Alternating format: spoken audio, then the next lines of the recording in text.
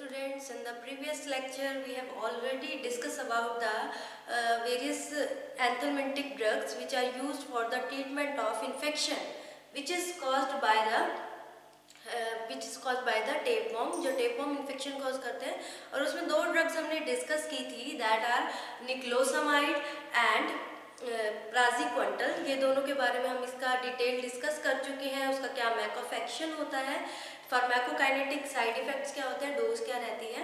उसके बाद जो हमारा लास्ट में जो टॉपिक रहता है दैट इज जो हमारी एक डिजीज़ होती है फिलेरियासिस। फिलेरियासिस मैंने आपको जब हमने स्टार्ट किया था लेक्चर, तब मैंने आपको इसके बारे में क्लासिफिकेशन बता रही थी, तब इसके बारे में आपको डिस्कस किया था कि फिलेरियासिस क्या होता है।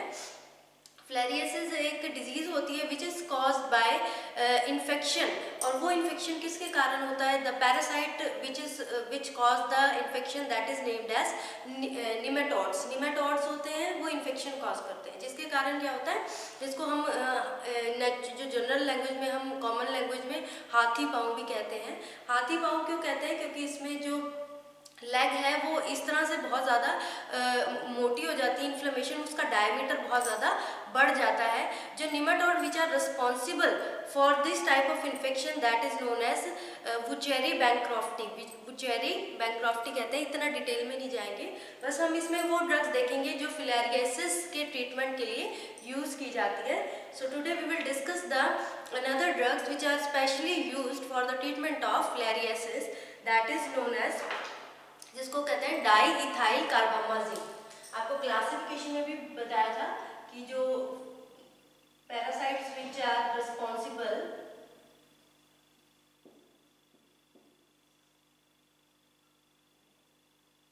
Di ethyl कार्बामाजिन,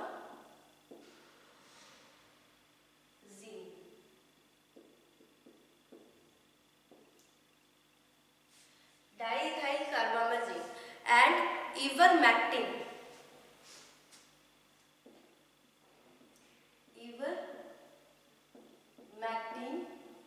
These are the drugs which are used for the treatment of filariasis. अब जो फिलेरियासिस है आपको बताया कि नेमेटोड की इन्फेक्शन से होती है। जनरली अगर डिस्कस करें ये कैसे होती है, ये मोस्टली जो निमेटोड्स होते हैं वो एक ह्यूमन बीइंग के अंदर, एक होस्ट के अंदर एंटर कैसे करता है, उसको एंटर करने के लिए उसको क्या चाहिए, सबसे पहले तो एक वेक्टर चाहिए। वो डायरेक्टली एंटर नहीं करता, एक वेक्टर। और वेक्टर क्या होता है, मॉस्किटो। मॉस्किटो के थ्रू मॉस्किटो को इन्फेक्ट करता है। जब वो मॉस्किटो किसी भी नॉर्मल ह्यूमन बीइंग को बाइट करता है तो वहाँ से वो निमेटोइड है वो उसके ब्लड में जाता है, उसके ब्लड से लिम्फेटिक सिस्टम में जाता है, लिम्फेटिक सिस्टम से वो कहाँ जाता है, वो आगे ग्रोथ करता है। अपनी ग्रोथ करने के बाद अपनी जो जनरेशन है उसको बढ़ाता है, ताकि अब वो जनरेशन बढ़ाएगा निमेटोड्स, वो ब्लड से लिम्फेटिक सिस्टम में जाएगा और धीरे धीरे अपनी ग्रोथ करने के बाद वो जो लेग्स है, लेग्स का क्या करता है, जो डायमीटर है ना उसको इंक्रीज कर देता है, जिसके कारण वो जो लेग होती है वो इस तरह से लगती है जैसे एलिफेंट फीट भी कहते हैं, क्योंकि जैसे एलिफेंट की फीट होती है उसी तरह से उसका डायमीटर बढ़ जाता है और उतनी वो मोटी दिखने लग जाती है। इसीलिए इसको हाथी पाँव कहते हैं, इस डिजीज को। इसके ट्रीटमेंट के लिए, फिलेरियासिस के ट्रीटमेंट के लिए अलग अलग ड्रग्स हैं। इसमें जो मोस्ट कॉमनली यूज होती है दैट आर डाई इथाइल कार्बामाजिन। ये कॉमन ड्रग्स हैं, ये बहुत ज़्यादा यूज होती हैं और ये इंपॉर्टेंट भी है। एंड इवरमेक्टिन, इनकी ज़्यादा डिटेल नहीं कर रही, बस जनरल हमें पता होना चाहिए कि किस तरह से ये काम करती है, किस तरह से ये एक्ट करती है। सबसे पहले हम बात करते हैं डाई इथाइल कार्बामाजिन की। जो डाई इथाइल कार्बामाजिन है ये एक्ट कैसे करता है, इसका मोड ऑफ एक्शन कैसा होता है, किस तरह से ये एक्ट करता है। आपको ये तो पता चल जाएगा कि ये कौन सी कैटेगरी की ड्रग है एंथलमिंटिक में, जो कि निमेटोड्स की इन्फेक्शन यानी वुचेरिया बैंक्रॉफ्टी को अपनी जो बॉडी है उसमें उसके ट्रीटमेंट के उस इन्फेक्शन को दूर करने के लिए यूजफुल होता है। तो इसमें क्या होता है, फॉर एग्जांपल ये इसका मैक ऑफ एक्शन थोड़ा डायग्रामेटिकली मैं आपको बता रही हूँ कि किस तरह से होता है। जैसे suppose this is the cell wall of worm. जो वर्म है उसकी सेल वॉल है इस तरह से, और भी उसमें सेल ऑर्गेनेलीज होती हैं, जैसे हमारे सेल वॉल में सेल ऑर्गेनेल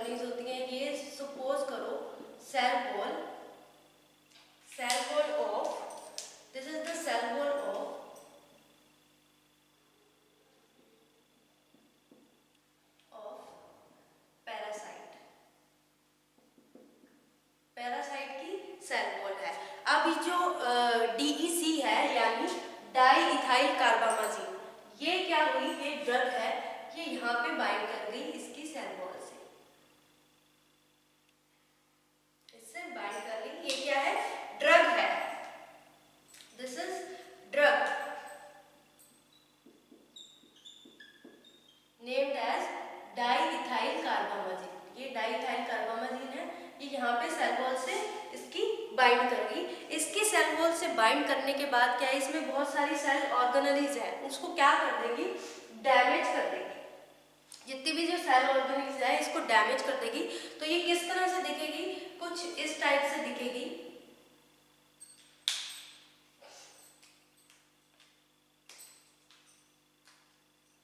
इस टाइप से बीच में से ये सेल वॉल डैमेज कर दी। जब डाइइथाइल कार्बामाजिन बाइंड करी विद द सेल वॉल और cell membrane of the parasite और निमेटोड्स, उसके साथ बाइंड करने के बाद इसने क्या कर दिया, डैमेज कर दिया। डैमेज सेल कंपोनेंट्स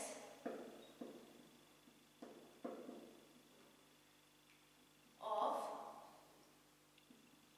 पैरासाइट, या फिर वॉर्म भी कह सकते हो आप, उसको डैमेज कर दिया। वो कुछ इस तरह से दिखेगी। इसको डैमेज करने के बाद क्या, अब क्या पॉसिबिलिटी होगी, ये पॉसिबिलिटी होगी कि जो हमारा जो इम्यून सेल है किसका, होस्ट का, suppose this is the immune cell, immune cell of host, immune cell किसका इम्यून सेल है, होस्ट का इम्यून सेल है, जहाँ पे वो गया, जहाँ पे निमेटोड्स एंटर किया। अब ये डैमेज होने के बाद ये सारे जो कंपोनेंट है वो अलग अलग हो जाएंगे। जब वो डैमेज ही हो गई, कंपोनेंट्स इसके अलग अलग हो जाएंगे, ये अलग अलग हो जाएंगे। तो यहाँ पे क्या प्रोसेस होगी, फैगोसाइटोसिस। यहाँ पे ये इसको अपने इम्यून सेल, इसको सेल ईटिंग करेगा, इट मींस फैगोसाइटोसिस प्रोसेस होगी।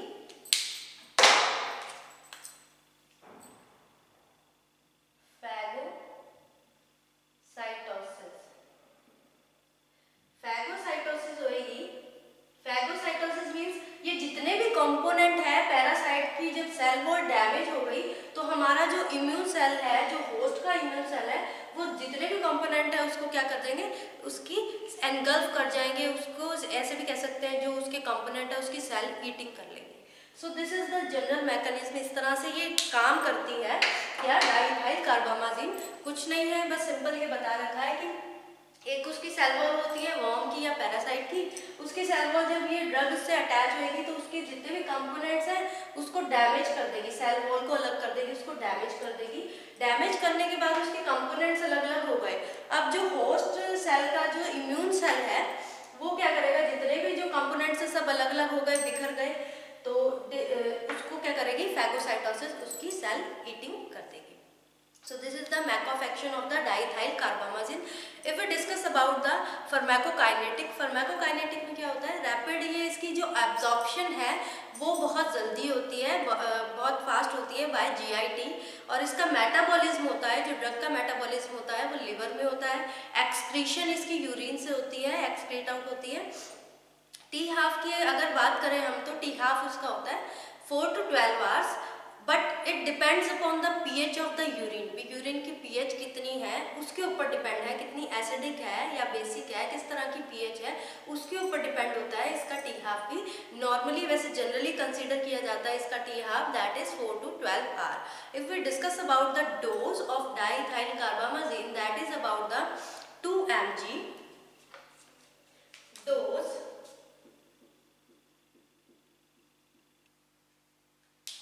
डोज इसकी होती है दैट इज अबाउट 2 mg पर kg,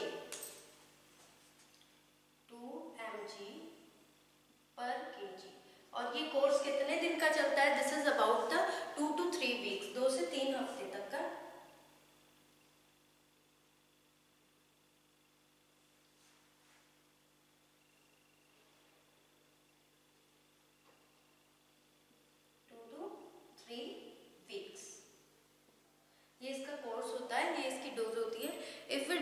about the side effect of diethyl carbamazine that are कुछ रेयर है, माइल्ड साइड इफेक्ट्स हैं, जैसे for example nausea, vomit feeling होती है, फीवर होती है, स्किन रैशेज होते हैं, ड्रॉजीनेस, डिजीनेस ही होने लग जाती है।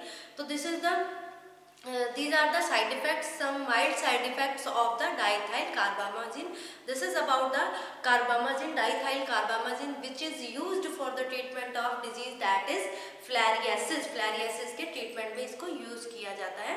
और आपको ये भी पता है कि जो फिलारियासिस है ये होती कैसे है, ये एक वेक्टर के थ्रू कैरी किया जाता है, जो भी पैरासाइट है, और वो वेक्टर किस तरह से, जैसे मॉस्किटो है वो इन्फेक्टेड होके दूसरे जो नॉर्मल पर्सन है उसके अंदर इंजेक्ट कर देता है बाइट करके, और उसके लिम्फेटिक सिस्टम में एंटर करता है और धीरे धीरे ग्रोथ करता है अपनी जनरेशन को बढ़ाने के लिए, जिसके कारण क्या होता है, जो लेग्स होती है उसका डायमीटर बढ़ता जाता है और उसको फिलारियासिस कॉज कर देता है।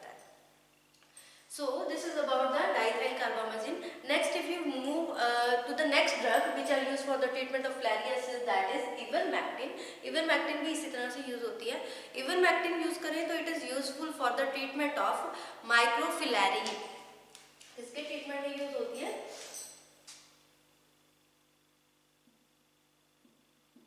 माइक्रोफिलैरी, एंड जो ओकुलर टिश्यू होती है ना उसके ट्रीटमेंट में भी यूजफुल होती है। ओकुलर टिश्यू, आंखों में भी कई बार ओकुलर जो टिश्यू है it is present in the eyes, eyes में प्रेजेंट होता है, और कई बार आईज में भी इन्फेक्शन हो जाती है तो उसमें आईज में भी वर्म्स हो जाता है। तो जो माइक्रोफिलैरी है किस में यूजफुल है, एक तो माइक्रोफिलैरी के ट्रीटमेंट में, और ओकुलर टिश्यू है उसमें जो भी वर्म है उसको एलिमिनेट करने के लिए यूजफुल होती है। ये क्या करती है, पैरालिसिस, मैकोफेक्शन क्या है इसका, मेनली पैरालाइज कर देती है पैरासाइट को। मैकोफेक्शन मेन इसका काम क्या होता है, मैकोफेक्शन में पैरालिसिस कर देती है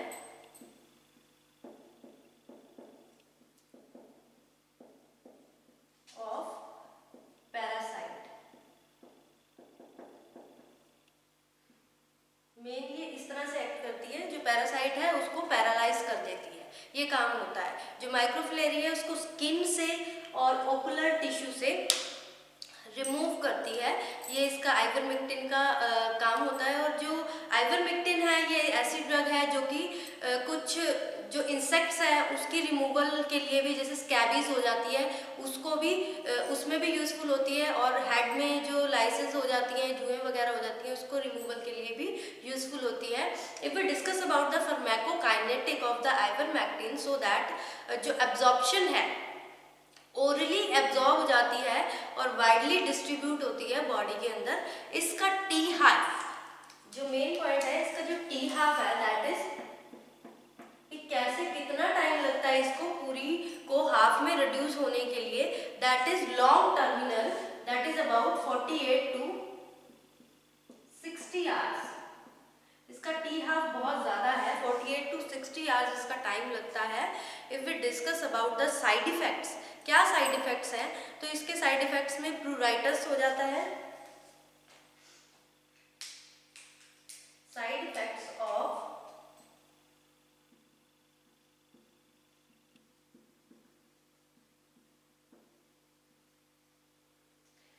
साइड इफेक्ट्स क्या है, सबसे पहले तो इसमें जैसे nausea, abdominal pain, constipation, pruritus are the side effect. Pruritus जिसमें स्किन में इचिंग होती है, नोजिया घबराहट होना, कॉन्स्टिपेशन की प्रॉब्लम भी रहती है, इससे एक तरह का साइड इफेक्ट है, एंड हेडेक, एब्डोमिनल पेन।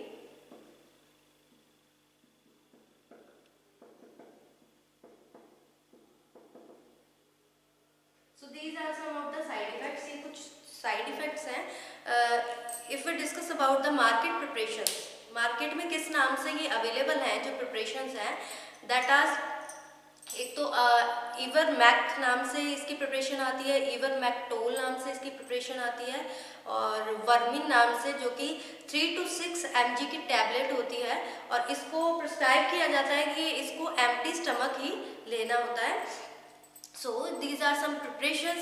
और इसकी जो डोज है that is about 0.5 to 0.2 mg, 0.15 to 0.2 mg पर kg इसकी डोज रहती है। और ये कंपैरेटिव टू डाई इथाइल कार्बामाजिन उसके कंपैरेटिवली लेस टॉक्सिक है, उतनी टॉक्सिक नहीं है ये। और इसका जो ट्रीटमेंट है, डोज इसकी रहती है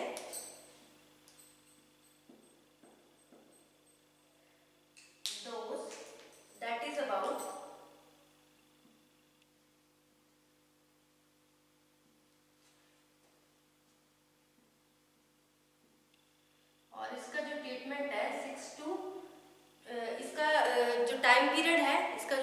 6 से 12 महीने का चलता है।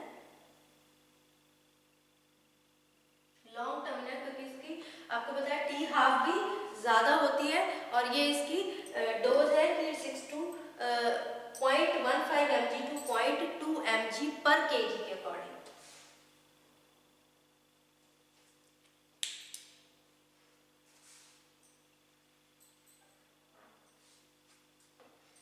per kg and the course time is that 6 to 12 months। इसका जो कोर्स होता है वो 6 से 12 महीने तक का रहता है। सो ये इसकी डोज हो गई और अलग अलग ब्रांड नेम से अवेलेबल होती है मार्केट में। That is ivermectol vermin which is 3 to 6 mg की टेबलेट होती है, एम्प्टी स्टमक लेना होता है। So this is all about the ivermectin. ये मैंने आपको सारा इवरमैक्टिन के बारे में बताया। इफ वी डिस्कस, सो हमारी जो मेन जो ड्रग्स थी वो हमारी कंप्लीट हो गई, हमने सारी पढ़ ली कि राउंड वर्म के ट्रीटमेंट के लिए कौन सी ड्रग्स यूज होती हैं, हुक वर्म, पिन वर्म, और उसके बाद टेप वर्म है, टेप वर्म की इन्फेक्शन को करेक्ट करने के लिए उसके ट्रीटमेंट के लिए कौन कौन सी ड्रग्स यूज होती हैं, फिलेरियासिस के ट्रीटमेंट के लिए कौन कौन सी दो ड्रग, मेन जो ड्रग है दैट इज डाइथाइल कार्बामाजिन एंड इवरमैक्टिन। ये दो ड्रग्स यूज होती हैं मोस्टली। बाकी इसमें कुछ ड्रग्स हैं जैसे फ्लूक्स के ट्रीटमेंट में कुछ ड्रग्स यूज होती हैं, जैसे ट्रीटमेंट ऑफ फ्लूक्स हमने कल भी किया था, पिछले जो प्रीवियस लेक्चर है उसमें भी हमने फ्लूक्स के ट्रीटमेंट में अलग से जो हमने ड्रग्स की थी वो भी हम कर चुके हैं। लेकिन कुछ जनरल थोड़ी ड्रग्स हैं, एक दो ड्रग्स हैं जो यूज होती हैं फॉर द ट्रीटमेंट ऑफ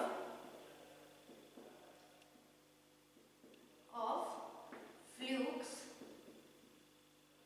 सीजोस्टोमियम कहते हैं जिसको, साइजोस्टोमियम कहते हैं। इसके ट्रीटमेंट के लिए जो ड्रग्स यूज होती हैं, कुछ some of the drug name as निरिडाजोल,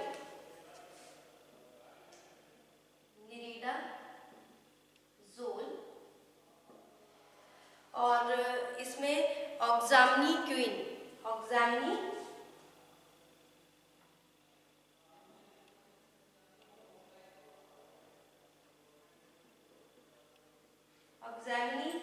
use होती है। उसके बाद इसमें कुछ बिफेनियम नाम की, जो कि ये तो जो फ्लूक के ट्रीटमेंट के लिए यूज होती है। जो ऑक्सामिक्विन है इसकी जो डोज रहती है that is about 12 to 15 mg पर kg।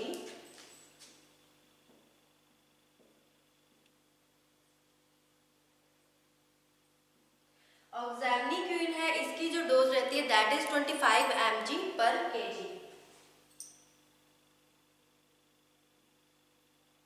और ये 7 डेज का इसका ट्रीटमेंट रहता है। ये फ्लूक्स के ट्रीटमेंट में यूज होती है। और भी कुछ इसमें ये तो होगी फ्लूक्स के ट्रीटमेंट में। अगर इसमें बात करें हम, अगर डिस्कस करें for the treatment of round worm और हुक वर्म के ट्रीटमेंट में, तो इसमें मेट्रिफोनेट एक नाम की ड्रग आती है और बिफेनियम ड्रग आती है जो कि राउंड वर्म और हुक वर्म के ट्रीटमेंट में यूज होती है। तो इनके बारे में ज़्यादा डिटेल नहीं, सिर्फ थोड़ा थोड़ा आपको अगर आप पढ़ना चाहते हो तो पढ़ सकते हो। लेकिन ये क्लासिफिकेशन में मैंने ये दोनों ड्रग्स नहीं लिखवाई थी क्योंकि जो हमारी मेन जो ड्रग्स हैं वो मैंने आपको करवा दी। जो राउंड वर्म के ट्रीटमेंट में यूज़ होती है, हुक वर्म के ट्रीटमेंट में यूज़ होती है, और जो infection cause by pin worm है उसके ट्रीटमेंट में, निमेटोड्स और टेप वर्म है जो इन्फेक्शन कॉज कर रहे हैं उनके ट्रीटमेंट में जो अलग अलग ड्रग्स हैं वो मैंने आपको करवा दिए। इसमें मिबेंडाजोल सबसे मोस्ट इम्पॉर्टेंट ड्रग है, मिबेंडाजोल एंड अल्बेंडाजोल। ये सारी कैटेगरीज में आती है, फर्स्ट नहीं तो सेकंड चॉइस ऑफ ड्रग में तो आती है, तो ये बहुत मोस्ट इम्पॉर्टेंट है। उसके बाद मैंने पैरेंटल पैमोएट एंड पिप्राजिन, ये भी इम्पॉर्टेंट है। And then niclosamide, praziquantel, diethyl carbamazine and ivermectin, इनकी पूरी डिटेल है। बाकी अगर आप इनके बारे में पढ़ना चाहते हो तो थोड़ा थोड़ा इनकी डोज के बारे में आप पढ़ सकते हो, कितनी डोज है और किसके ट्रीटमेंट में यूज़ होती है।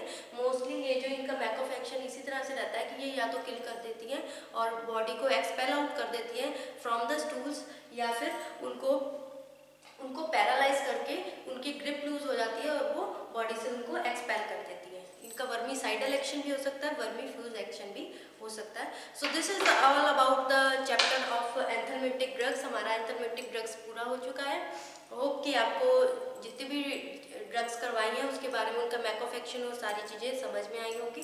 So thank you students.